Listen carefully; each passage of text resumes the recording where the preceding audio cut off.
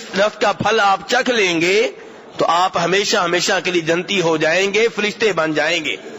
حالانکہ آدم علیہ السلام کو اللہ تعالیٰ کہہ چکے تھے کہ اس پھل کے قریب نہیں جانا، لیکن آدم علیہ السلام شیطان کی باتوں میں آ گئے، کیونکہ وہ خیر خواہ بن کے سامنے آیا۔ وَقَاسَمَهُمَا إِنِّي لَكُمَا لَمِنَ النَّاصِحِينَ، اس نے اللہ کی قسمیں اٹھائیں۔ کس کی؟ دیکھیے شیطان دھوکہ دینے کے لیے استعمال کس کو کرتا ہے؟ اللہ کو، اللہ کے قرآن کو، اللہ کے دین کو۔ آج بھی یہ جادوگر، یہ نجومی، یہ بابے آپ کو اپنے زہر کریں گے کہ ہم بزرگ ہیں، قرآن پاک کہیں لکھ دیں گے، قرآن کے ذریعے ہم علاج کرتے ہیں جی، قرآن کے ذریعے بتائیں گے کہ شادی کامیاب ہوگی کہ ناکام، قرآن کے ذریعے بتائیں گے جی کاروبار کدھر کرنا چاہیے، کامیاب ہوگا کہ ناکام ہوگا۔ قرآن پاک میں کہاں لکھا ہوا ہے؟ قرآن پاک تو کہتا ہے کہ عالم الغیب صرف اللہ کی ذات ہے۔ قرآن کے نام پہ غیبی دعوے کیے جا رہے ہیں، شرک کیا جا رہا ہے۔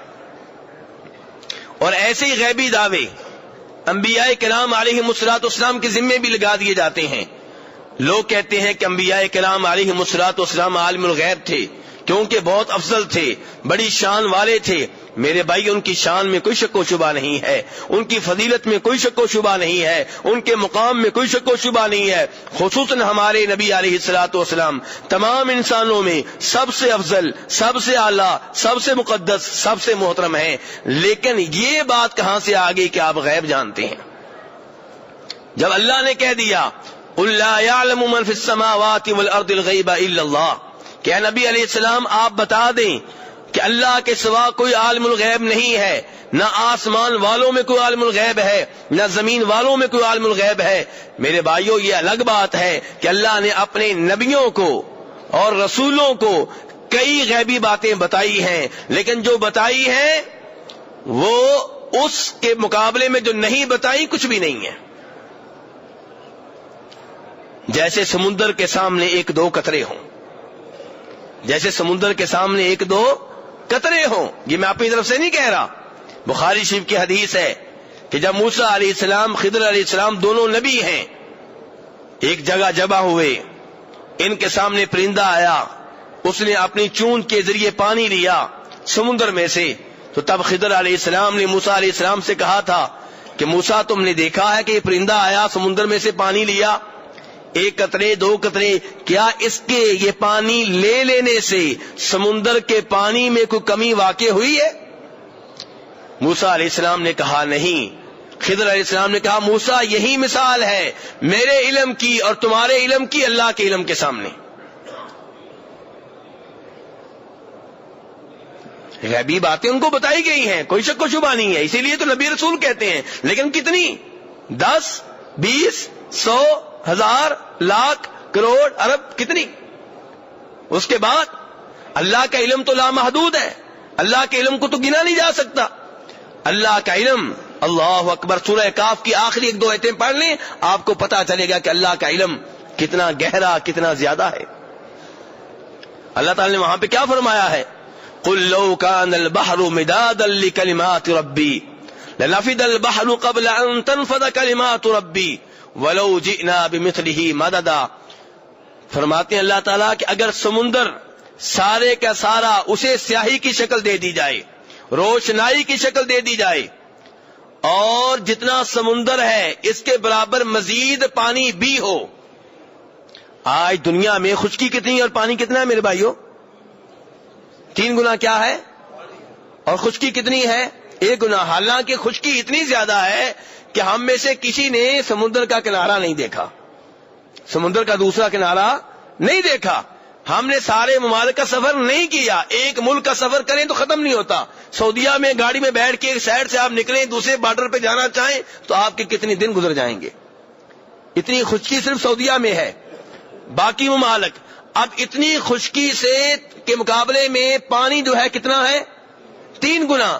اللہ تعالیٰ کہتے ہیں جتنا یہ پانی ہے اتنا ہی پانی اور ہو، اور اس پانی کو سیاہی کی شکل دے دی جائے اور اس سے میرے کلمات، میرے الفاظ لکھے جائیں، یہ سیاہی ختم ہو جائے گی، میرے کلمات ختم نہیں ہوں گے۔ یہ اللہ کا علم ہے، یہ اللہ کا علم ہے میرے بھائیوں۔ مجھے افسوس ہوتا ہے ان بھائیوں کے اوپر کہ جو انبیاء کرام علیہم الصلوۃ والسلام کی شان کو تو ذہن میں رکھتے ہیں، اللہ کی شان کو بھول جاتے ہیں۔ انبیاء کرام کی شان میں کوئی شک و شبہ نہیں ہے، لیکن ان کی شان کو ذہن میں رکھتے ہوئے اللہ کی شان کو نہ بھولیں۔ تو کہنے کا مطلب یہ ہے کہ عالم الغیب صرف اللہ کی ذات ہے۔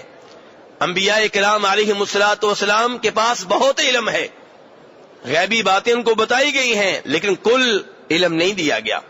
تو اب میرے بھائی بات ہو رہی تھی خوابوں کی، کہ خواب انبیاء کرام علیہم الصلوۃ والسلام کے دین ہے، دوسرے لوگوں کے نہیں۔ اسی لیے ابراہیم علیہ السلام نے بیٹے کے اوپر چھری چلا دی۔ اور یہاں سے بھی ایک آپ نقطہ لیں، ایک بڑی اہم بات سمجھیں۔